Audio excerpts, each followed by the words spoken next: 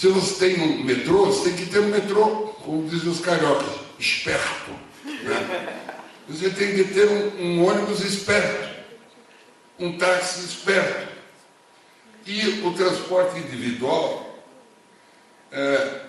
eu não elimino a ideia do transporte individual, mas no transporte de rotina tem que ser transporte público. E o transporte individual na cidade vai ter que evoluir para um transporte sem dono. Você tem um carro sem o dono. Você vai ter um carro normal, o teu carro. Mas dentro da cidade, este carro, ao comprar esse carro, ele vai te dar um direito de usar 500 horas um carrinho menor. É nisso que as grandes empresas montadoras do mundo estão errando. Elas estão fazendo um carro elétrico. Não é o processo, a maneira de usar o carro que é importante. É você não ser o dono do carro. Os franceses conseguiram transformar a bicicleta num transporte público. Isso aí foi um grande lance. Então, o transporte individual, ele é alimentador do transporte público. E é o verídico. Então, e aí que surgiu a nossa proposta do Doc, que é esse carro, que é 1/4 do tamanho do Smart. E eu entro dentro dele.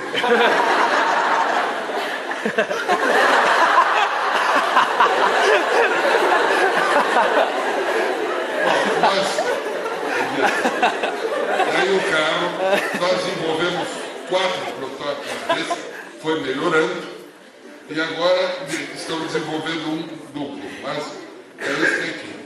Vocês podem ter uma ideia como funciona. Adiante. É 1/6 do tamanho de um carro como esse. Adiante.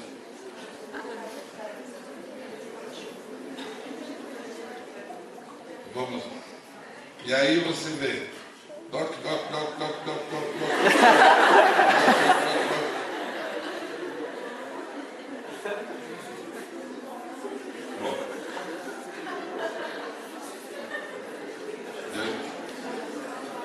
Bom, ele foi proposto para alimentar locais onde a rede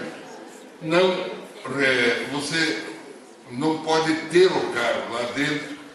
Agora o Rio está pensando em fazer uma área toda Rio Branco para pedestres. Então, centros históricos, vários, ou em Londres, como eles estavam querendo proibir o uso do automóvel.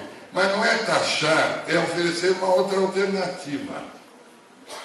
Bom, agora nós desenvolvemos um carro duplo.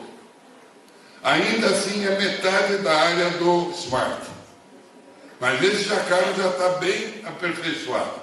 O projeto que nós fizemos, nosso escritório, com o Emílio Mendonça, um designer, cara 100% e equipe, e um pessoal formidável. Fizemos isso em fundo de quintal, mas se vocês pudessem imaginar, é que nem fazer um carro que nem dentista. Você faz um molde, contramolde, é muito legal. E o carro agora, a Companhia Força e Luz de São Paulo,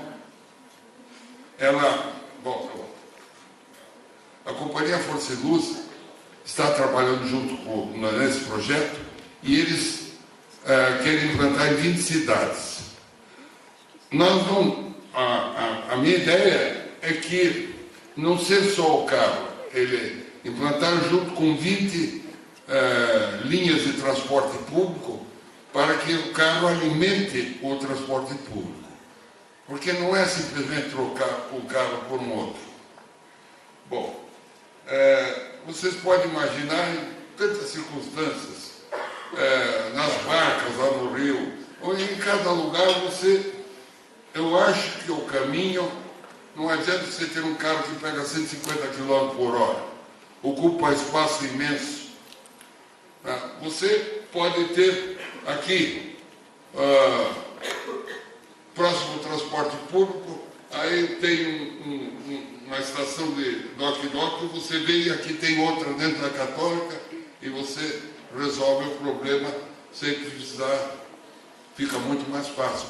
Porque 10 pessoas usam o carro durante o dia ou mais, ninguém é dono do carro. Quanto você paga pelo carro? Nada. Você paga o consumo de energia elétrica que esse carro vai utilizar. Adiante. Bom, a proposta do Rio foi mais ou menos nesse sentido, uma ampliação de uma linha de metrô e o restante em superfície. Adiante. E esta é a proposta que a gente fez. Aqui está a maquete, como encaixa já mais bem resolvido. E agora, ele não vai ser colorido durante o dia no Rio, porque a gente não quer nenhuma Xangai no Rio. Mas à noite vai ser levemente colorido. Então vocês podem ver, essa é a nossa proposta. Vamos ver se eles vão fazer. Vocês podem ter uma ideia como seria a paisagem do Rio dentro com esse sistema na paisagem do Rio.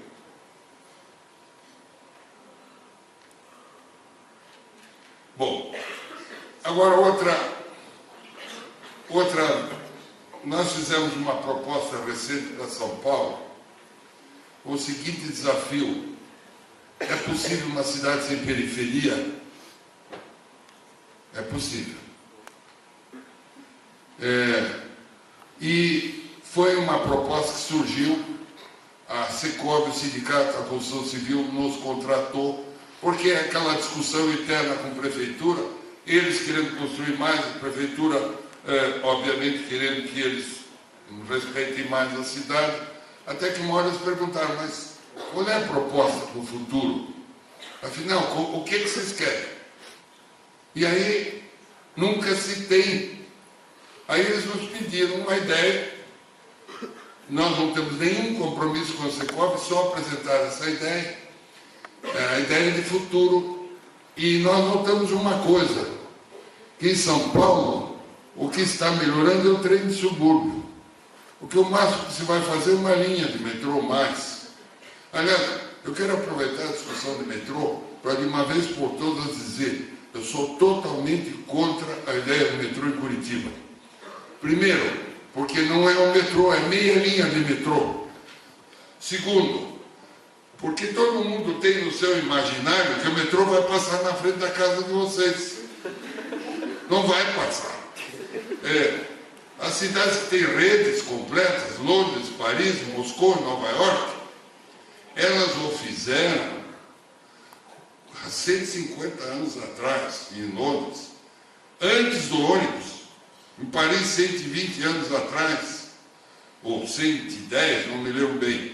Bom, todas essas cidades têm redes completas porque fizeram quando era mais barato trabalhar no subsolo.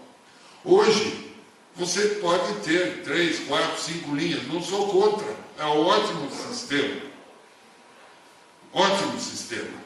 Mas não é meia linha que vai resolver o problema de Curitiba. Mesmo porque o custo é alto e os sistemas de metrô têm que ser subsidiados. Ou seja, ele não se paga por si mesmo. Então você vai tirar dinheiro de educação, saúde, atenção à criança, para subsidiar 2.300.000 passageiros. Então, não tem lógica isso.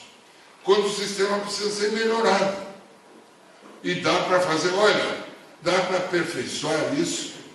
Não adianta você ter um embarque rápido se o ônibus tem que parar de esquina a esquina. Quando ele foi pensado, durante um bom número de anos, ele tinha prioridade no sinal. Então, são coisas que sempre tem que ser melhorado. Eu não tenho queixa em relação à administração. Eu estou muito satisfeito com a administração de Curitiba.